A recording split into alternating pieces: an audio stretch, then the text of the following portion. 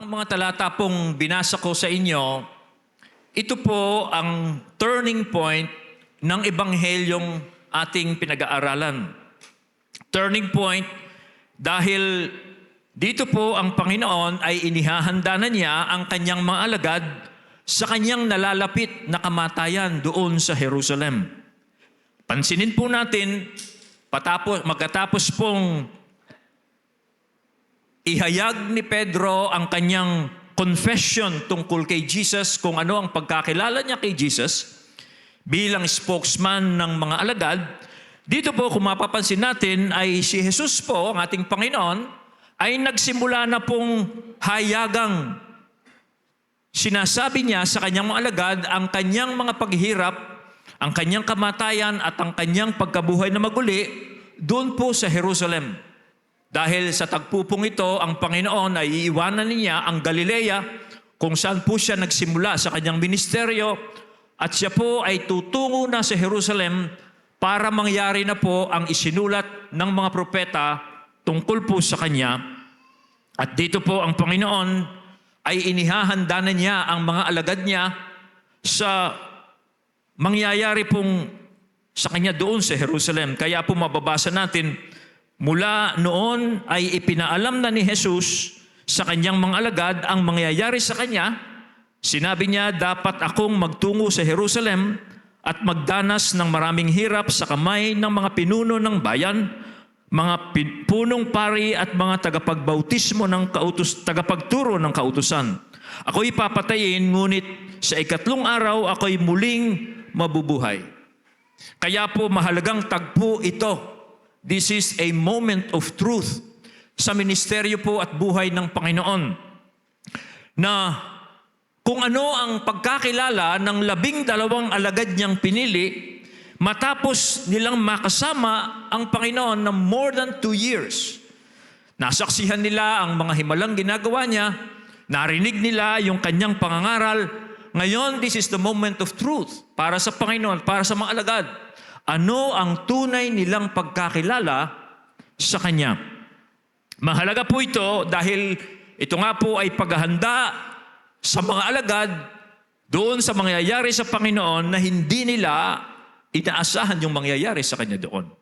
Kaya po mula sa tagpong ito ay gusto ko pong i-propose sa inyo ang isang doktrina, isang aral. May proseso po at may mga pribilehyo ang pagkakilala kay Jesus bilang Mesiyas. Merong proseso ang pagkakilala ng isang tao sa Panginoon at may pribilehyo ang pagkakilala ng isang tao kay Jesus bilang Mesiya. Kaya po, hayaan po ninyo kung dito sa tagpong ito ay una, tingnan po natin ang pinakaaral dito, yung doktrina, at pagkatapos po noon ay ano ang aplikasyon nito sa ating pamumuhay. Tingnan natin ano ang proseso, ano ang mga pribilehyo, at titingnan natin kung ano ang mga dapat iwasan para makarating po tayo sa tunay na pagkakilala kay Jesus. At then, titingin po tayo, magbibigay po ako ng ilang mga aral kung ano ang dapat nating ingatan sa ating mga sarili. So una po, tingnan natin ang proseso ng pagkakilala kay Jesus as Messiah. May proseso po kasi para makarating ang isang tao sa tamang pagkakilala kay Jesus. Hindi po biglaang mahahayag sa isang tao kung sino talaga si Jesus. So merong stages po yan, batay dito sa mga talatang binasa natin. Yung unang stage po ay yung come and see stage. Dito po makita natin na halimbawa dito sa mga alagad, halos po lahat ng 12 alagad ng Panginoon na tinawag niya at sumunod po sila kay Jesus, meron po silang initial na paniniwala na siya ang matagal nang hinihintay na Messiah. Yung come and see stage. Wala pong deeper commitment ditong hinihingi ang Panginoon, kundi yung sumunod lamang sila sa Kanya at magmatsyag sa mga ginagawa niya. Halimbawa, si Andrew po si Andres na kapatid ni Pedro. Sumunod po siya kay Jesus dahil itinuro po ni Juan Bautista si Jesus na siya ang kordero ng Diyos. Kaya nga po sumunod si Andres at ang unang ginawa po ni Andres ay hinanap po niya si Simon Pedro at inilapit niya kay Jesus. Kaya mababasa natin sa salita ng Diyos, unang hinanap ni Andres ang kanyang kapatid na si Simon, sinabi na rito, nakita na namin ng Mesyas. Ang kahulugan ng salitang ito ay Kristo. Gayon din po yung ibang mga alagad. Meron silang initial na pagkilala ni Jesus, na si Jesus ang Misaya, pero wala pang commitment, deeper commitment ang hinihingi ng Diyos sa kanila. Ang hinihingi lamang ng Panginoon, sumama sila sa Kanya, pagmasdan, makinig sila sa Kanyang pangangaral, at pagmasdan yung Kanyang mga himala. Gayon din po ang nangyari sa mga ilang alagad, tulad po ni Felipe. Nakita ni Felipe si Nathaniel at sinabi niya dito, natagpuan na namin ang tinutukoy ni Moses sa kanyang isinulat sa aklat ng kasulatan. At gayon din ng mga propeta, siya ay si Jesus na taga Nazaret na anak ni Jose. So merong initial. Pero yung pong initial na pagkakilalang ito ay pasimula lamang. Dahil magpapamalas pa po ang Panginoon ng mga kamanghamanghang bagay para po pakilala niya ang kanyang sarili sa kanila. Gayon din po sa isang tao. Hindi po pipilitin ng Panginoon ang sinuman na agad-agad siyang maniniwala sa Kanya. Bibigyan po siya ng panahon ng Panginoon para po kilalanin niya si Jesus. Pag-aaralan niya marahil ang Biblia. Okay? Susubukin muna niya ang mga aral ng Panginoon sa kanyang pamumuhay. At ganyan po ang gagawin sa atin ng Panginoon. At minsan po ay bibigyan tayo ng Panginoon ng pagkakataong pagmasdan yung mga tunay na sumusunod sa Panginoong Kristo. Pagmamasdan natin sila, o pagmapasdan po ng isang tao yung tunay na sumasampalataya sa Panginoon, para makita po nila yung kaibahan ng buhay ng mga sumasampalataya sa Panginoon. At nang sa ganon, makita niya yung kaibahan ng buhay ng mga sumasampalataya sa Panginoon doon sa mga hindi. Marahil makikita niya yung mga tunay na sumasampalataya sa Panginoon ay matiwasay yung kanilang pamumuhay, payapa silang namumuhay, bagamat salat sila sa mga material na bagay ng mundong ito. Hindi sila tulad ng mga taong mayayaman nga pero hindi sila maayos mamuhay. Maaaring bibigyan sila ng Panginoon ng ganoong pagkakataon para obserbahan ang mga ibang taong sumasampalataya sa Panginoon. Sa Bible po, si Apostol Pablo, bago siya naging apostol o bago siya na-convert, napagmasdan po niya ang katatagan ng mga Kristiyanong pinag-uusig niya. At yun po ay binigyan siya ng Panginoon ng pagkakataong obserbahan yung mga Kristiyanong pinag-uusig po, dinadakip, pinarurusahan, binibilanggo ni Apostol San Pablo.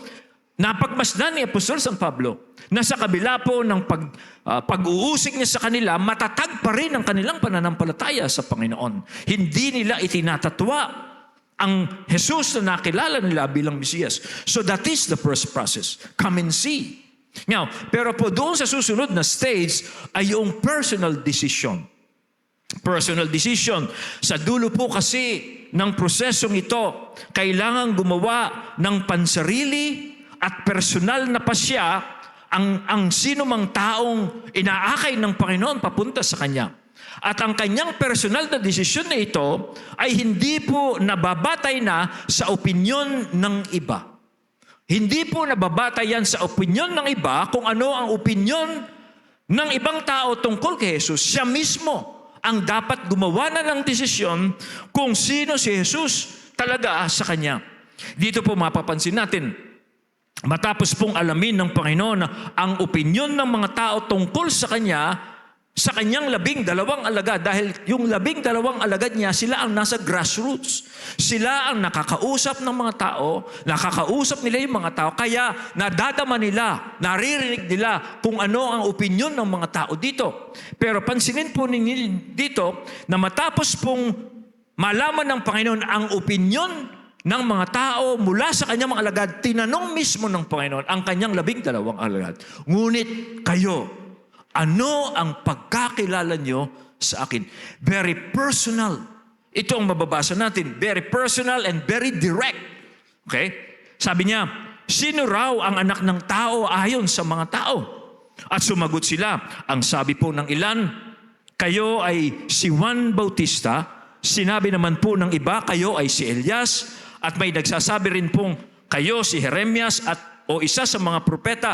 Ngunit sabi ng Panginoon, ngunit para sa inyo, inulit po ng Panginoon, ngunit para sa inyo, sino ako? Very personal and very direct. Si Juan Bautista po, sa opinyon ni Herodes, si Jesus ay Juan Bautista. Ganyan po, nakita natin last time yon. Yung iba naman, naniniwala sila o ang opinyon nila, si Elias daw si Jesus. Tulad daw siya ni Elias. Kasi sa mga turo po ng mga eskriba, si Elias muna ang darating bago dumating ang Kristo. At yung iba naman, si Jeremias, sabi nila, sa iba po, ang tingin nila sa iyo, kayo si Jeremias. Dahil yung pong mensahe ng Panginoon ay tungkol sa pagbabanta niya sa hatol ng Diyos sa Jerusalem. Ganyan kasi si Jeremias. Noong pong nagpa-prophesy siya, he was preaching destruction and judgment doon sa Jerusalem. At ganun po ang mensahe din ng Panginoon. Kaya sinasabi, kayo raw po ay tulad ni Jeremias. Ngunit bandang huli po, hindi na mahalaga ang opinyon ng mga tao kung ano ang paniniwala nila kay Jesus. Kailangan pong i-eliminate ang opinyon ng iba. Kailangan na pong gumawa siya ng sarili niyang opinyon o pagkakilala. Ihayag niya kung ano na ang pagkakilala niya sa Panginoon. Now, ang bawat tao po, mga kapatid, ang bawat tao po ay hahatulan ng Diyos ayon sa kanyang sariling pagkilala kay Jesus. Hindi po batay sa opinyon ng iba. Ikaw at ako mismo ay haharap sa Diyos at tayo ang mananagot kung ano ang pagkakilala natin sa Panginoon. Doon sa panahong ibinigay sa atin ng Diyos, tayo mismo ay hahatulan ng Diyos batay sa sarili nating pagkakilala kay Jesus, hindi batay sa opinyon ng iba. Ito po ang sabi ni Apostol Pablo, tayong lahat ay haharap sa hukuman ng Diyos sapagkat nasusulat, sabi ng Panginoon, dahil ako'y buhay, ang lahat ay luluhod sa harap ko at ang bawat isa'y magpupuri sa Diyos. Kaya't bawat isa sa atin ay magbibigay sulit sa Diyos. Napansin ho ba ninyo? Sabi dito, tayong lahat ay haharap sa hukuman ng Diyos, ngunit ang bawat isa'y magsusulit. Lahat haharap, ngunit bawat isa ay magsusulit sa kanyang sarili. Kaya po matapos bigyan ng pagkakataon ng Panginoon ng isang tao, personal po siyang tatanungin ng Panginoon. Ngunit para sa iyo, sino ako? Now, yung pong pangatlong stage, ito po yung third stage. Matapos pong makarating ang isang tao sa isang personal conviction tungkol sa tamang pagkilala niya kay Jesus, dapat pong maintindihan ng taong ito na yun po kaya sa nakarating sa ganoong tamang conviction tungkol kay Jesus, ito po ay God's personal revelation sa kanya. Ibig pong sabihin, kaya siya nakaabot sa personal conviction kung sino talaga si Jesus. Ito po'y personal na kapahayagan ng Diyos sa kanya. Ang kanya pong growing awareness ay gawa at kilos ng Diyos sa taong tunay na nakakilala kay Jesus. Dito po, yung unang dalawa is yung pong human side ng pagkilala kay Jesus. Pero pag siya po ay nakaabot na doon sa tunay niyang nakikilala na si Jesus, ang Mesiya, ang anak ng Diyos, yan po ay sa tulong at kapahayagan ng Diyos sa kanya. Hindi po siya nakaabot sa ganong awareness dahil sa sarili niyang unawa o sa sarili niyang kaalaman. Okay? Ito po ay gawa ng Diyos. Hindi po ina-attribute ito sa tao. Hindi po dahil sa katalinuhan ng tao, hindi po dahil sa pinag-aralan ng tao, hindi po batay sa kakayanan o ano pa mang mula sa tao. Kaya mababasa natin sa talata, sumagot si Simon Pedro, kayo po ang Kristo, ang anak ng Diyos na buhay. Sinabi sa kanya ni Jesus, pinagpala ka, Simon, na anak ni Jonas, sapagkat ang katotohanan ito ay hindi inahayag sa iyo ng sino mang tao, kundi ang aking Ama na nasa langit. Yung pong pagkakilala at pagpapahalaga ng isang tao kay Jesus bilang Mesiyas, hindi po yan dahil may taglay siyang katalinuhan o may taglay siyang kapangyarihan. Hindi po dahil doon. Yan po ay sa tulong, sa kapahayagan mismo ng Diyos sa Kanya. Hindi mula sa tao, sabi ng Panginoon. Yan ay kapahayagan ng aking Amang nasa langit. Kaya mo nasabing o nahayag, nakilala na ako ang Kristo, ang anak ng Diyos. Yan po'y kapahayagan ng Diyos. Tulad po yan ng isang taong bulag na hindi niya nakikilala si Jesus. Tulad siya ng taong bulag na binigyan ng paningin ng Diyos. Bigla sa kanyang pagwari-wari, bigla siyang makakarating doon sa puntong makikilala niya si Jesus ay hindi ordinaryong tao. Si Jesus ang Mesiyas, ang anak ng Diyos. Tulad ng isang bulag na binigyan ng paningin ng Diyos. Kaya po sa Bible makikita natin si Apostol San Pablo nung binabanggit niya yung ginawa sa Panginoong Kristo ng mga religious leaders at daka ni Pilato at ni Herodes. Ito ang sinabi ni Apostol Pablo. Wala ni isa man sa mga pinuno ng kapanahunang ito ang nakaalam nito, sapagkat kung ito'y nalaman nila, hindi sana nila ipinako sa krus ang Panginoon ng kaluwalhatian. Yan ang sabi ni Apostol San Pablo po, mga kapatid. No? Yun po mga pinuno ng kapanahonang tinutukoy ni Apostol Pablo dito po sa sulat na ito o sa talatang ito, ay yung pong mga Pariseo at Iskriba na nagpako sa Panginoon. No? Yung pong mga Pariseo at Iskriba, siya po'y kilala sa kaalaman, sa knowledge, sa kanilang kaalaman sa Bible. Pero hindi nila nakilala si Jesus. Yun naman pong, yung pong ilan po doon sa mga pinunong tinutukoy din ni Apostol Pablo dito ay si Herodes. Si Herodes at saka si Pilato. Kilala naman po sila sa kanilang kapangyarihan. Si Herodes, humarap din si Jesus sa kanya.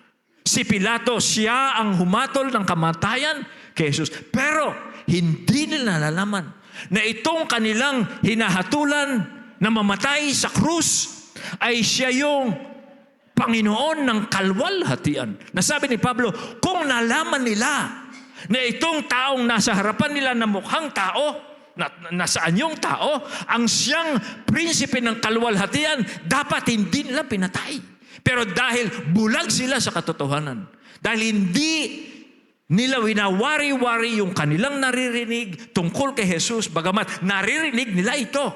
At nung makaharap nilang Panginoon, ang tingin lang nila, ordinaryong tao.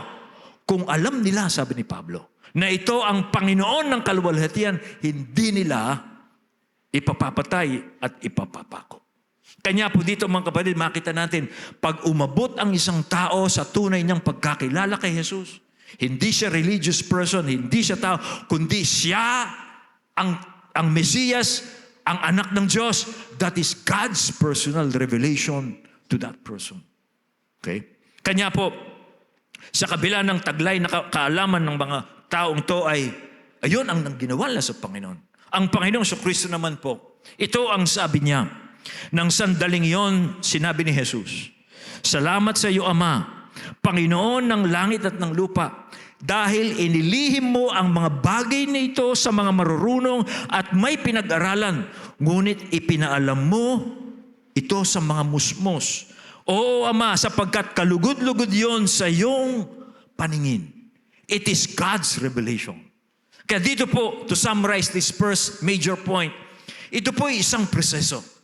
Ang pagkakilala ng isang tao, kung sino talaga si Jesus, isa pong proseso yan, kapatid. Okay? Bibigyan po ng Diyos ng pagkakataon ng isang tao.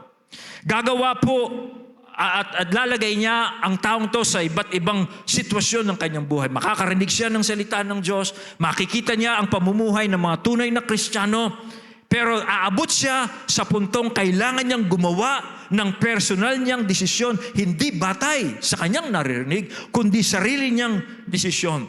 Pero pag siya po ay nakaabot doon sa tamang desisyon na yon, tandaan niya, iyan po ay isang revelation ng Diyos. Kapahayagan ng Diyos sa kanya. Now, bakit po isang pribilehyo na makilala ng isang tao si Jesus bilang kung sino po talaga siya? Ito po ay pribilehyo dahil una, ito po ay blessed position. Because this is God's revelation. Inuulit ko po yun. It is a blessed position, pinagpalang kalagayan, dapat ikatuwa ng isang tao dahil ito po ay kapahayagan ng Diyos sa kanya.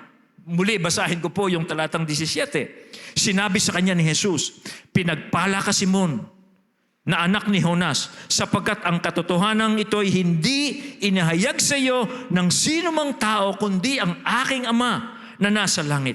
So dito po makita, merong personal na pagwawari-wari ang isang tao. Hindi po binabypass ng Diyos ang isip ng tao. Okay? Sa pagkilala niya sa Panginoon. Hindi binabypass.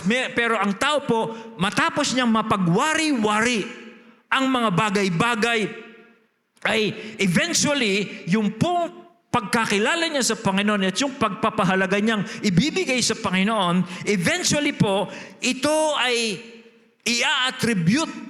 ina-attribute po sa Diyos. Sa revelation po ng Diyos doon sa isip ng tao. Okay? Si Kristo po ganyan siya. Hindi niya ipipilit ang kanyang sarili sa isang tao. Bibigyan ng Panginoon ng pagkakataon ng tao. Halimbawa, si Kristo po, kailangan po niyang i-fully reveal ang kanyang sarili kay Pablo. Okay? Habang si Pablo po ay nagkakaroon ng personal growing convictions tungkol sa pagiging Messiah ni Jesus. Kung alam niyo ang kasaysayan ni Pablo, nakikita niya yung mga Kristiyano, hindi nila itinatatwa ang kanilang pananampalataya sa kabila ng kanilang paghihirap, sa kanilang pananampalataya kay Jesus. Pero nung nakikita ni San Pablo ito, nagkakaroon siya ng conviction na baka totoo ang sinasabi ng mga tao sa Panginoon.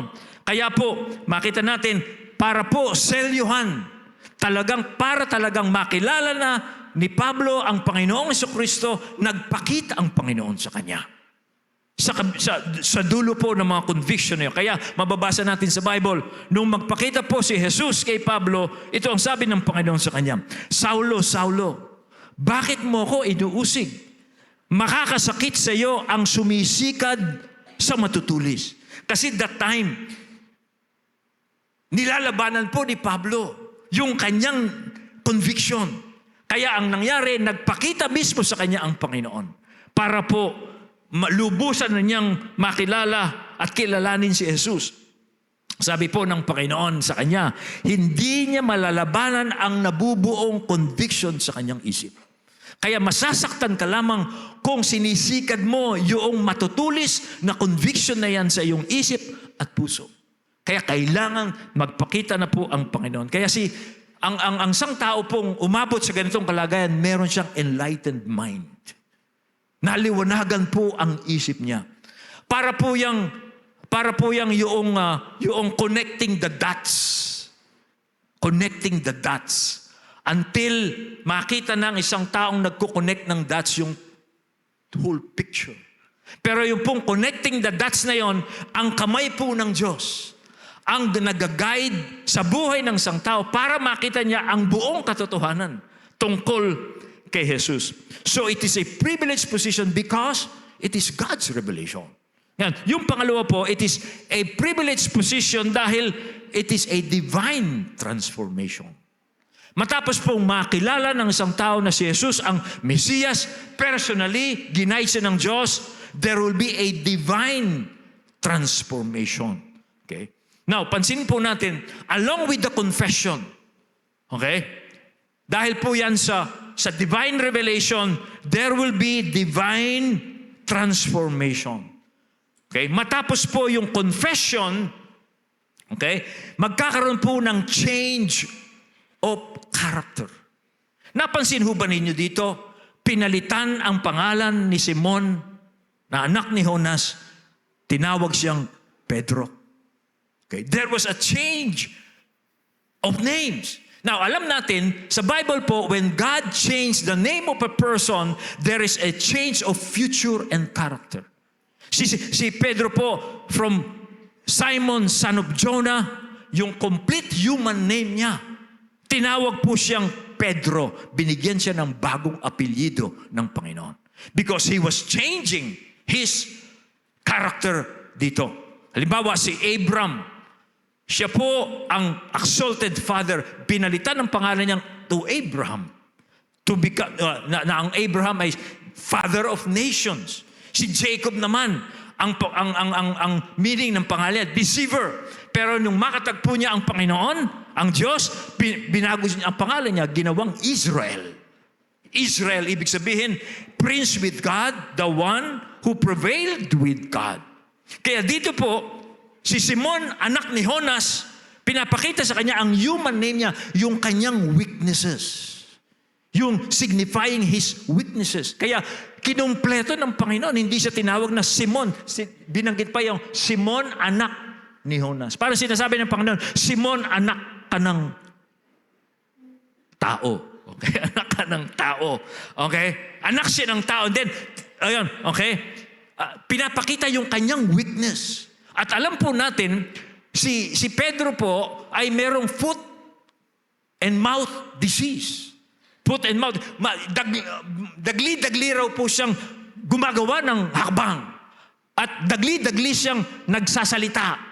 Kaya meron siyang, yun ang weakness niya. At the same time, yun ang strength niya.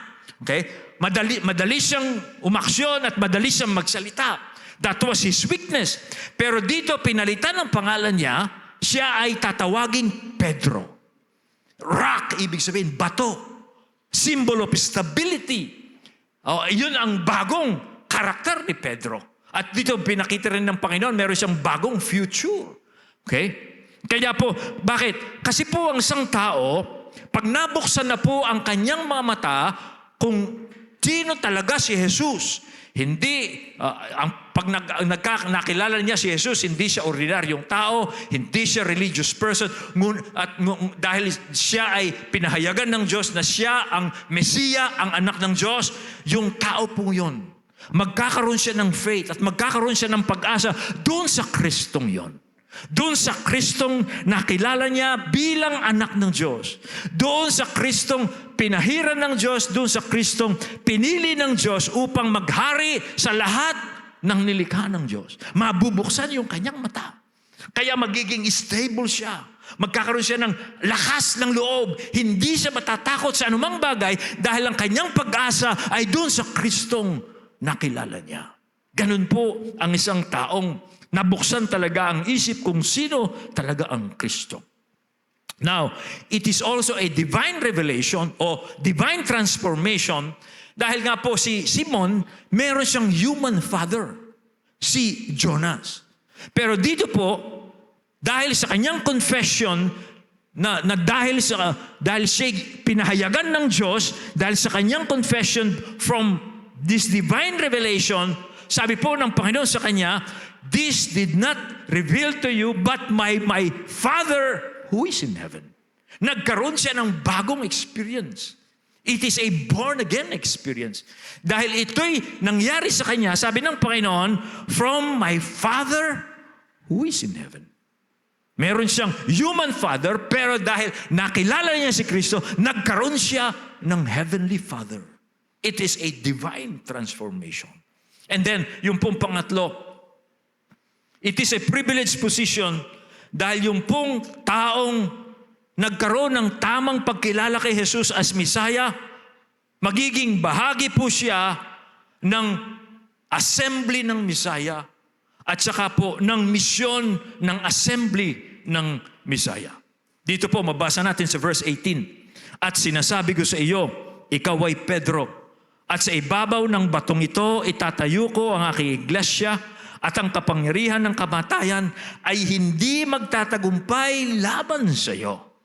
Okay? Dito po ay mga controversial passages ito. Kasi ito po ay ginagamit po ng Roman Catholic Church para po susugan nila na si Pedro nga po ang unang papa.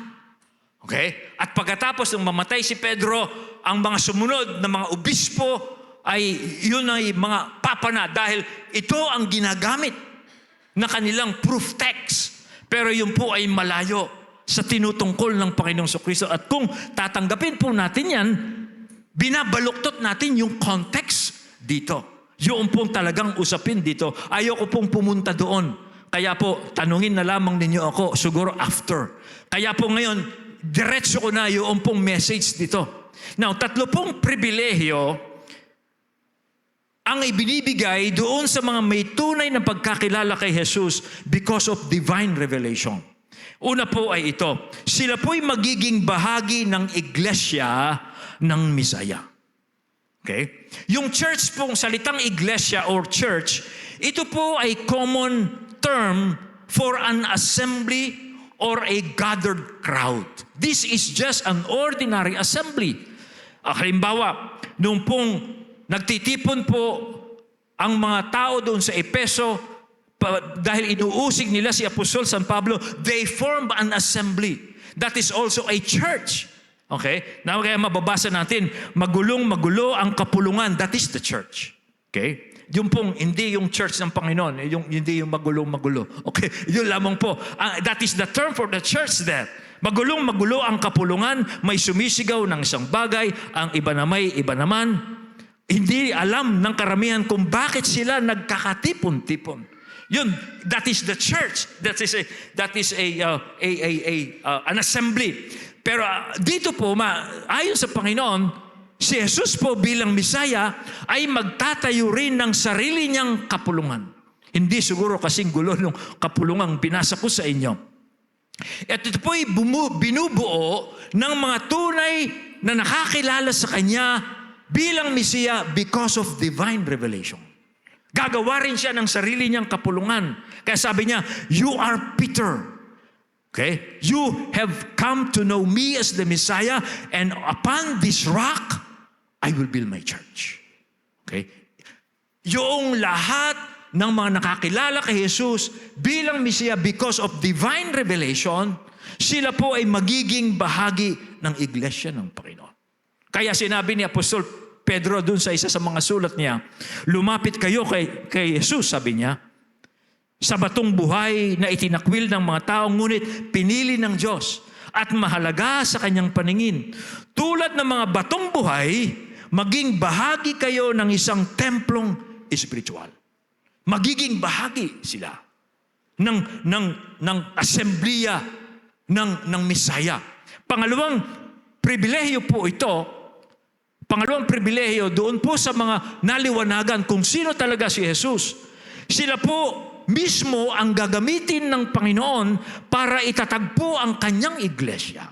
Sila mismo na makumikilala sa Kanya because of divine revelation.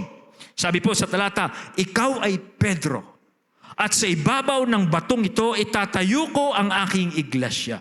Through those who had the divine revelation, because they have known, okay, na si Jesus po ang Messiah, sila mismo ang gagamitin ng Panginoon para itayo yung kanyang iglesia. Sabi po ng Panginoon sa mga alagad, magpapatotoo rin kayo tungkol sa akin sapagkat kasama ninyo ako buhat pa ng simula. Sila ang magpapatotoo dahil alam nila kung sino talaga si Jesus. Ang mga nakasaksi po at nakaranas ng katotohanan ng si Jesus po ang Mesiya, ang inaasahan ng Panginoong sila'y magpapatotoo. Kaya sila mismo ang gagamitin ng Panginoon para itayo ang kanyang iglesia. And then, lastly, bawat magiging bahagi po, sila ay makakabahagi din sa kapangyarihan ng Mesiya. Naalala nyo itong lagi kong, hindi ko alam kung natatatandaan na nito. Ang Panginoon kaya siya nahayag, hindi lamang para kilalanin natin siya, kundi para makabahagi tayo sa kanyang buhay. At ganun din po ang lahat ng kumikilala sa Panginoon dahil because of divine revelation, makakabahagi sila sa kapangyarihan ng Mesiyas na ito. Sabi po dito, una, ang kapangyarihan ng kamatayan ay hindi magtatagumpay laban sa iyo. Sabi po ng Panginoon. Anong kapangyarihan? Ay ibabahagi ng Mesiya doon sa mga naniniwala na sa Kanya bilang Mesiya. Anong kapangyarihan? Well, una, yung Kanyang pagliligtas. Yung Kanyang pagliligtas. Nasa kapangyarihan po yung mga taong nais iligtas ng Diyos. Yung mga taong nasa kapangyarihan at bilangguan ni Satanas. Sila ang mga nakakilala sa Panginoon na ang gagamitin ng Diyos para sila'y lumaya. Kaya sinabi dito yung kapangyarihan ng Hades hindi magtatagumpay laban sa iyo. Laban sa mga kumikilala sa Panginoon. Dahil kilala nila ang tagapagligtas. Okay? Sila ang gagamitin ng Diyos para agawin yung mga nasa kadiliman. Hindi ba ganyan ang nangyayari? Tayong, pag ikaw ay nakakilala sa Panginoon, dahil sa iyong karanasan, pagkakilala sa Panginoon, ikaw ang ginagamit ng Diyos. Para yun, doon sa mga tao nasa kadiliman at kapangyarihan ng dyablo, para lumaya po sila. Yan po ang isa na makakabahagi sila. Yung pangalawang, kabahagi sila sa kapangyarihan ng Mesiya. Sa huling araw po, mga kapatid, makakabahagi rin po sila sa buhay na walang hanggan na taglay ng Mesiya. Anong sabi ng Panginoon? Dito ko itatayo ang aking iglesia at ang pintuan ng Hades hindi magtatagumpay laban sa kanya. Pintuan ng Hades, yan po ay term sa grave, sa libingan. Na ang pintuan ng Hades, yan po ang libingan ng mga tao na namatay. At pagdating po ng huling araw, mismong yung may kapangyarihan sa Hades na si Satanas, hindi mananaig. Dahil yung pong nasa libingan, maririnig po nila ang tinig ng Panginoon at sila'y bubuhayin muli sa mga patay. Yun po ang tinutukoy ng Panginoon dito. Those who have recognized Jesus as the Messiah, they will share the resurrection life ng Panginoon. Sa pahayag po ito ang sabi ng Panginoon kay John the Beloved. Huwag kang matakot. Ako ang simula at ang wakas at ang nabubuhay. Namatay ako, ngunit tingnan mo, ako'y buhay ngayon at mananatiling buhay magpakailanman. Hawak ko ang susi ng kamatayan. Yun ang tinutukoy niya. The key of death and Hades. Ang daigdig ng mga patay. Hawak ko, sabi ng Panginoon. Kaya, the moment that the person recognizes Jesus as the Messiah, he will share the resurrection life. Doon po sa last days. And then yung pong pangatlo, makakabahagi rin po sila sa gawain ng Mesiyas, ng pagliligtas at paggawad ng pagpapatawad sa mga tao. Sila po, kabahagi po sila dyan. Po ang sa verse 19, again, this is a controversial passage doon po sa Roman Catholic. Pero hindi po ganyan ang tinutukoy dito. Sabi po ng Panginoon kay Pedro, ibibigay ko sa iyo ang susi ng kaharian ng langit. Ang ipagbawal mo sa lupa ay ipagbabawal sa langit. At ang ipahintulot mo sa lupa ay ipahihintulot sa langit. Hindi po ibig sabihin yan na sa langit, makikita mo si Pedro, meron siyang hawak na susi. Tatanungin ka niya, taga saan ka? Taga-apalit ka ba? Taga-kalumpit ka lang yata eh. Hindi po ganun ang ibig sabihin yan. Yung pong tinutukoy na susi na ibibigay po kay Pedro at sa mga alagad at sa lahat ng nakakakilala kay Kristo bilang tagapagligtas at Mesiya, ang ibig pong sabihin yan, sila sa pamamagitan ng kanilang patutuo ay meron silang kapangyarihang sabihin sa mga tao batay sa mensahe ng Ebanghelyo na kanilang sasabihin kung sino ang papasok, kung sino ang hindi. Doon sa kanilang pagpapatotoo, yun pong mga naniniwala, sila'y papasok. Doon naman sa hindi maniniwala, sila'y hindi makakapasok. That is the key. Yun po ang ibig pong sabihin yan. Pag tinanggap ang mensahe, yung patotoo ng mga nakakilala kay Jesus bilang Mesiya, dahil alam nila na siyang tagapagligtas, pag yun ay tinanggap ng mga tao, papasok sila. Pero kung hindi nila tatanggapin yun, hindi sila makakapasok. Yan po ang makita natin. Okay? Kanya po, ang mga alagad ay iba sa mga eskriba. Ang mga eskriba kasi at mga Pariseo, dahil hindi nila kinilala si Jesus at ayaw nilang kilalanin si Jesus bilang Mesiya. Sabi ng Bible, sabi ng Panginoon sa kanila, ayaw niyong pumasok sa kaharian ng Diyos at pinipigilan din niyo yung mga taong pumasok sa kaharian ng Diyos. Pero yung mga tunay na kakilala sa Panginoon, iba sila sa mga Pariseo. Dahil alam nila ang Mesiya, kilala nila ang Mesiya because of divine revelation. Ipaalam nila sa mga tao kung sino nga ang tunay na tagapagligtas. So mga kapatid, ito po ang doktrina. Na kung malalaman po lamang natin ang mga pribilehyo na binabanggit po dito ng Panginoon, naniniwala po akong sa liwanag po ng Diyos, sa pag-uudyok po ng banal na Espiritu, na naisin po ninyong makilala kung sino talaga si Jesus. Diyan ang pribilehyo. Ito'y proseso. May privileges na kung alam mo ito, sa tulong ng Diyos, na naisin mong makilala ito. Now, ang tanong po, ano ang mga hadlang na dapat nating iwasan para umabot tayo sa tunay na pagkakilala sa Panginoon? Hayaan po ninyo kung magbigay ako ng dalawa. Unang magiging hadlang po dito ay ito. Yung pong nagpapadala ka sa opinyon ng iba dahil wala kang personal na interes na malaman ito. Yun ang magiging hadlang. Una, interesado ka ba na personal mong malaman at maranasan ang katotohanan tungkol kay Jesus? Dahil kung walang interes ang isang tao, hindi niya makikilala ang Panginoon. Kung aasa lamang siya doon sa opinyon ng iba, yan po ang una dyan. Okay? Dahil po ang Panginoon ay wala pong panahong ipakilala ang kanyang sarili sa taong walang interes sa kanya. Okay? Dapat po nating malaman na wala pong obligasyon ng Panginoon ay ipakilala ang kanyang sarili sa sinumang tao. Habag lamang po ng Panginoon, kaya niya binibigyan ng isang taong makilala niya ang Panginoon. Habag lamang.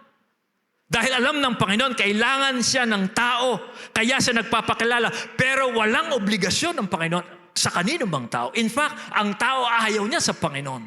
Kung hahayaan lamang ng Panginoon ang isang tao sa kanyang naisin, mapapahamak na siya. Kaya habag lamang. Dahil alam ng Panginoon, kailangan siya ng tao dahil siya ang tagapagligtas. Siya ang may kapangyarihan magpatawad ng kasalanan. Siya ang may hawak ng susi sa langit. Kaya dapat pong malaman ng isang tao ito. Ngunit kung wala pong interest sa kanya ang isang tao, hindi po ipipilit ng Panginoon ang kanyang sarili sa tao. Kaya ang tanong, interesado ka ba? Well, pwede mo sabihin, interesado naman ako, pero wala akong panahon sa ngayon. Yan po sa panghadlang. Now, doon po sa merong kaisipang yan, interesado ko sa Panginoon, pero wala akong time ngayon. Well, gusto ko pong ipaalala sa bawat isa. Nalalaman ba nating sa biyaya at habag lamang tayo nabubuhay ngayon? Sa biyaya at habag lamang tayo nabubuhay ngayon. Sa oras pong tumigil po ang habag ng Diyos sa buhay ng isang tao, hindi niya alam anumang oras, sa anong lugar. Yung pagkakataon binibigay sa kanyang Diyos, mawawala na. Last week po, 4 yung nilibing ko. Ngayon pong araw na ito, 2 taong kilala natin ang namatay. Alam ho ba ninyo, pag nakakabalita tayo ng mga namatay, yan po ay mensahe ng Diyos sa bawat isa sa atin. Wala pong taong nakakaalam ng kanyang kamatayan. Kaya hindi pwedeng sabihin ng isang taong, wala akong time ngayon. Well, sana kahabagan ka ng Diyos. Na bago ka malagutan ng hininga, Sa tulong ng Diyos, makilala mo kung sino ang tagapagligtas. Yan po ang sanghadlang. Okay? Isa pa pong tanong ko, kung interesado ka, sinasamantala mo ba yung mga paraan ng Diyos para tanggapin ang kanyang pagliligtas? Ano yung mga paraan ng Diyos ng means of grace? Well, yung church. Ang iglesia po ay itinatag ito ng Panginoon at ito'y kapulungan ng mga taong kumikilala kay Jesus at ang church po ay binuo ng Panginoon para i-encourage ang sino mang taong nais makakilala sa Panginoon. Ang iglesia, ang Bible, mga pastor, sila po ang ginagamit ng Diyos. Sila ang paraan ng Diyos para ipakilala niya si Kristo. Ang mga pastor, sinasamantala ho ba ninyo na meron kayong pastor? Sinasamantala ho ba ninyo na yung pakipagkaibigan ng mga pastor? Dahil sila po ang ginagamit ng Diyos. Yung Bible, minemeditate ho ba ninyo ang Bible? Binabasa ho ba ninyo ang Bible? Kasi yan ang paraan ng Diyos. Naalala po ninyo yung pong isang mayamang namatay na halos kasabay ni Lazaro. Nung nasa impyerno na siya, sabi niya, Panginoon, kailangan magpadala ka ng mga si Lazaro doon sa kapatid ko. Ano sabi sa kanya? Nandun yung kasulatan. Nandun yung Biblia. Basahin nila yon. Sabi, hindi sila makikinig, sabi ng mayaman. Well, sabi ng Panginoon, kung hindi sila makikinig doon sa Bible, hindi sila maniniwala kahit na mayroong isang taong nabuhay sa mga patay. It is the Bible. Sinasamantala ho ba natin ito? Yung mga pagtitipon po ng mga Kristiyano, sinasamantala ho ba natin ito? Dahil yan po ang paraan ng Diyos para encourage tayong kilalanin natin si Jesus. Dahil dyan itinuturo. Okay? Huwag nawang mangyari sa atin ang sinabi ng Panginoon sa mga Hudyo nung panahon niya. Sabi po ng Panginoon sa mga Hudyo nung panahon niya, tinutugtugan namin kayo ng plauta ngunit ayaw niyong sumayaw. Umaawit kami ng awit ng pagluluksa ngunit ayaw niyong tumangis. Ang ibig pong sabihin ng Panginoon, ayaw nilang paantig dahil wala silang interes. So yun po ang unang hadlang. Okay? Wala pong personal na interest. Wala siyang personal na kagustuhan. Yung pangalawang hadlang po dito ay ito. Hinahanap lamang po si Jesus dahil sa pansariling makamundong layunin. Yun po yung pangalawa. Kaya hinahanap niya ang Panginoon dahil ang layunin lamang niya ay yung personal makamundong pansariling hangarin niya. Well, gusto ko pong ipaunawa sa inyo, paalala rin sa inyo, ayon din sa ebanghelyo pong ito, yung pong pagpapagaling ng Panginoon, yung pong mga pagpapalayas ng Panginoon ng mga demonyo, yung pong kung ano-ano pang mga kababalaghang ginawa ng Panginoon para sa mga tao, yan po ay hindi human aid yan. Hindi po yan mga humanitarian reasons lang. Kundi yan po ay mga signs. Mga tandayan ng Panginoon sa mga tao na siya ang tagapagligtas. Higit pa po sa physical, material blessing, ang dahilan kung bakit nagpapakilala si Jesus. Hindi po para bigyan ng kasiyahan ng mga tao sa kanilang sariling mga kagustuhan. Hindi po yan ang ultimate. Okay? Kanya po, pag po halimbawa tumanggap kayo ng material, physical na blessing, yan po dapat ang humakay sa inyo kay Jesus bilang Mesiya. Kasi tanda lamang po yan. Kaya pag ang isang tao lumalapit lamang siya sa Panginoon dahil lamang gusto niyang gumaling sa sakit o gusto niyang meron siyang malaking problema at posible pong sagutin ng Diyos yan. Pero hindi po yan ang ultimate na dahilan kung bakit inihahayag ni Jesus ang kanyang sarili. Yan po ay mga tanda lamang para akayin ng Panginoon ang tao yan sa kanyang sarili. Higit pa po dyan ang gustong ibigay ng Panginoon. Pakinggan po ninyo yung pagtutuwid ng Panginoon doon sa mga taong naghahanap sa Kanya dahil lamang sa pansariling layunin. Sumagot si Jesus, ito po ang sabi niya, totoo ang sinasabi kong ito, hinahanap ninyo ako hindi dahil sa mga himalang nakita ninyo, kundi dahil nakakain kayo ng tinapay at nabusog. Huwag ang pagkaing nasisira ang inyong pagsikapang kamtan, kundi ang pagkaing hindi nasisira na nagbibigay ng buhay na walang hanggan. Yan ang ibibigay sa inyo ng anak ng tao sapagkat ipinapakita ng Diyos Ama na siya ang may ganitong karapatan. sa mga tumanggap po ng physical, material blessing ng Diyos because God heard your prayers, akayin nawa kayo ng blessing na yan sa Panginoon. Dahil ultimately, ang gustong ibigay sa ng Panginoon, pagpapatawad, buhay na walang hanggan. Huwag nawang mangyari sa isang tao matapos niyang i-bless ng Panginoon, ilalayo siya sa Diyos. Para siyang daga na nakakuha ng isang pagkain, aalis na siya. Iiwanan na niya. Huwag tayo pong maging ganoon. And then, so, paano tayo makakarating doon sa personal recognition of Jesus? These are just 3 short application. Una, resolve to have a personal search. Magpasya po tayo sa ating sarili na kilalanin ang Panginoon ng personal. Hindi po natin to iaasa sa ibang tao. Hindi po tayo aasa sa opinyon ng iba. Tandaan po natin, bawat isa sa atin ay may pansariling obligasyong kilalanin ang Diyos. Okay? Haharap po tayo sa harapan ng Diyos para tayo ang magsusulit sa sarili nating pasya. Magkaroon po tayo ng personal search. Gamitin po natin yung means of grace na bigay sa atin ng Diyos, na ginagamit niya upang tayo'y tunay na makakilala sa Panginoon. So yun po ang una, resolve to have a personal search. Hanggat hindi mo siya nakikilala on a personal way because of divine revelation, huwag kang titigil. Yung pangalawa po ay ito, ihanda mo ang iyong sarili para sa mga pagsubok ng Diyos.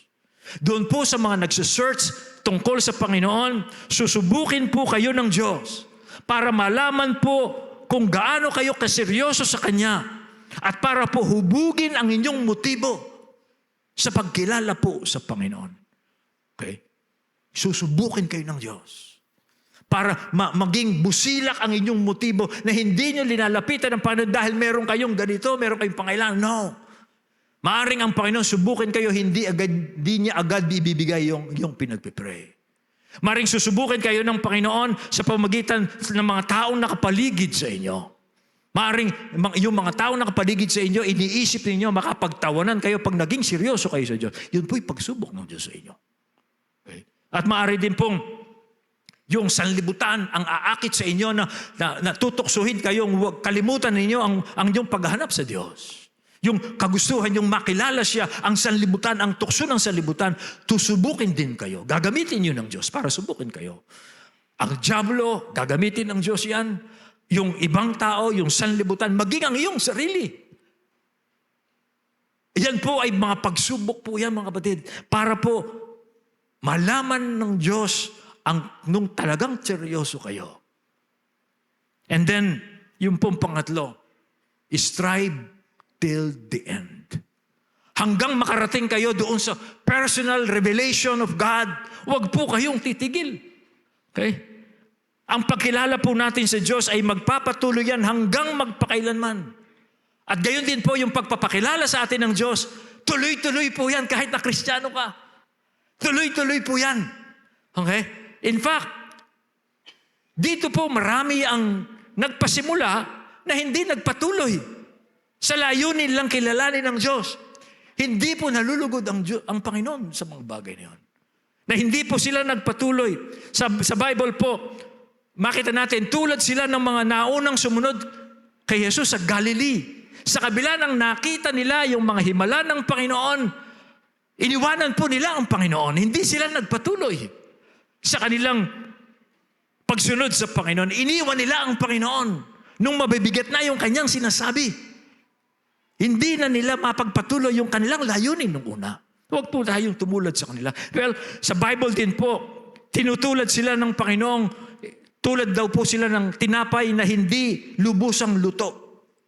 Ang isang tao na nagsimula sa kanyang search sa Panginoon, pero hindi siya nagpatuloy dahil po sa mga dahilang binanggit ko nung una, tulad daw po siya ng isang tinapay na hindi lubusang naluto.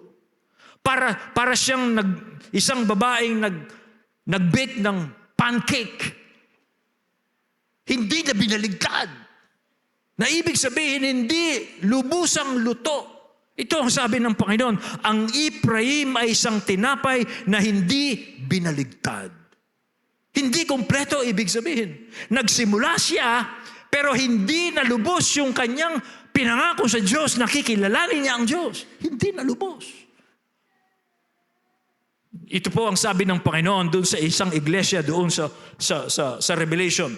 Gumising ka, sabi ng Panginoon, at palakasin mo ang mga bagay na natitira na malapit ng mamatay, sapagkat hindi ko natagpuang ganap ang iyong mga gawa sa harapan ng aking Diyos. So ang Panginoon dito, itong iglesyang ito, sabi niya, gumising ka. At yung mga malapit ng mamatay sa iyo, gisingin mo dahil hindi pa kumpleto. Nagsimula, pero hindi niya tinapos.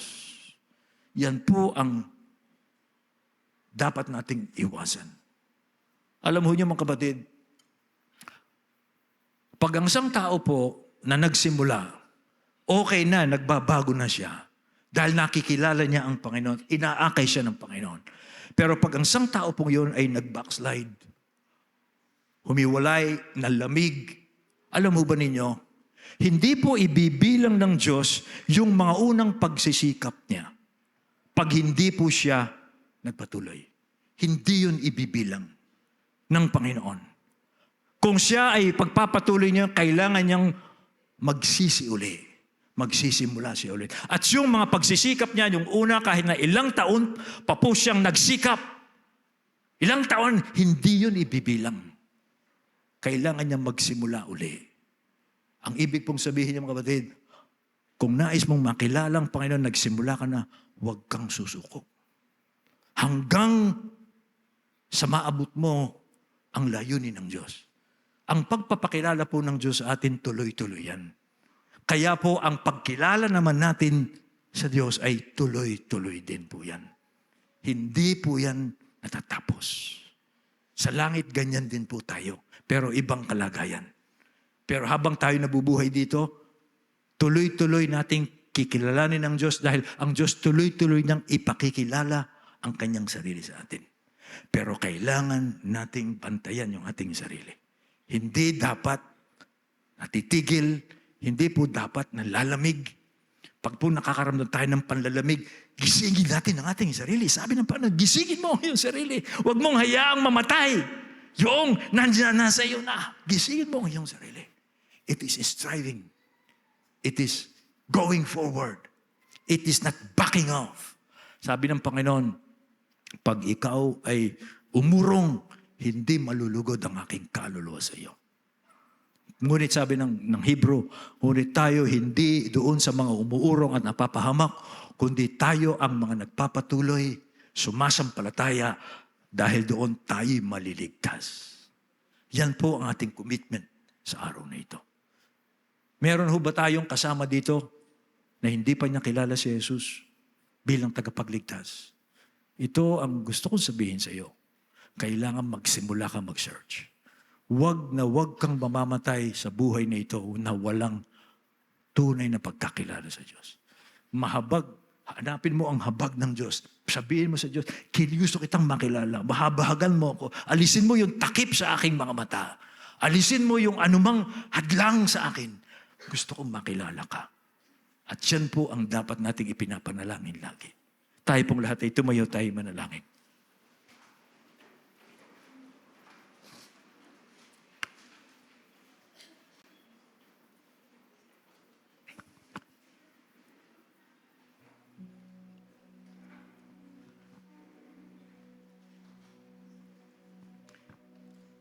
Kayo po ang Diyos na mahabagin. Kayo ang Diyos ng pag-ibig na nagpapakilala na Diyos ng pag-ibig doon sa mga kumikilala sa iyong anak. Dahil makikilala lamang namin ang Diyos bilang Diyos ng pag-ibig, pag binuksan mo ang aming mga mata tungkol sa iyong anak, ang Panginoong Jesucristo. Kaya po, kaming mga naliwanagan na kung sino nga po si Jesus. At ngayon, alam naming mahal kami ng Diyos ng walang hanggang pag-ibig. ay nagpapasalamat kami sa iyo. Ang unang panalangin ko para po sa aming naliwanagan na huwag po kaming titigil. Huwag naming hahayaang mamatay. Yung apoy na iyong binigyang buhay sa amin. Apoy ng pag-ibig, apoy ng pananampalataya, apoy ng pagkauhaw sa Diyos na buhay. Tulungan po ninyo kami sa iyong biyaya, huwag naming hahayaang mamatay. Dahil marami sa aming mga paligid, sanlibutan, ang dyablo, ang tao, ang siyang lumalaban sa apoy na ito. Tulungan po ninyo kami sa lakas na ibinibigay ninyo. Huwag namin hayaang mamatay. Hanggang sa ito po'y malubos. Hanggang sa kabilang buhay, O Diyos. Gayon din po, panalangin ko yung mga ilan sa amin marahil dito na ngayon ay nagpapakita ng walang interes. Narito sila, pero wala silang interes na makilala si Jesus bilang Mesiya na anak ng Diyos. Kahabagan po ninyo sila. Antigin mo ang kanilang mga puso na samantalahin nila ang mga pagkakataong ibinibigay mo sa kanila. Yung panahong ibinibigay mo sa kanila para umattend every Sunday. Marahil sila po ay miyembro ng isang Kristiyanong pamilya. Panalangin kong habagan mo sila, hipuin mo ang kanilang mga isip at puso, buksan mo ang kanilang paningin, nang sa ganon makilala rin nila si Jesus bilang Mesiya, anak ng Diyos. Huwag nilang palalampasin ang mga panahong ibinibigay niyo sa kanila dahil nasa kamay mo lamang ang buhay ng tao. Sa isang sandali, maaari mong kunin ito at tapos na yung pagkakataon. Kaya, O Diyos, yun po ang panalangin ko doon sa mga ilang pong kasama namin dito na hindi pa kinikilala at nakikilala si Jesus bilang Mesiya. Purihin po kayo sa iyong kahabagan, katakutan po kayo sa iyong kahatulan. Ilagay mo sa puso ng bawat isa ang pagkatakot sa Diyos. Puno ng pag-ibig doon sa mga naniniwala sa Kanya. Ngunit puno ng puot doon sa mga tumatanggi sa Kanya. Maluwalhati po ang iyong pangalan, ngayon at magpakailanman. Sa pangalan ni Jesus. Amen.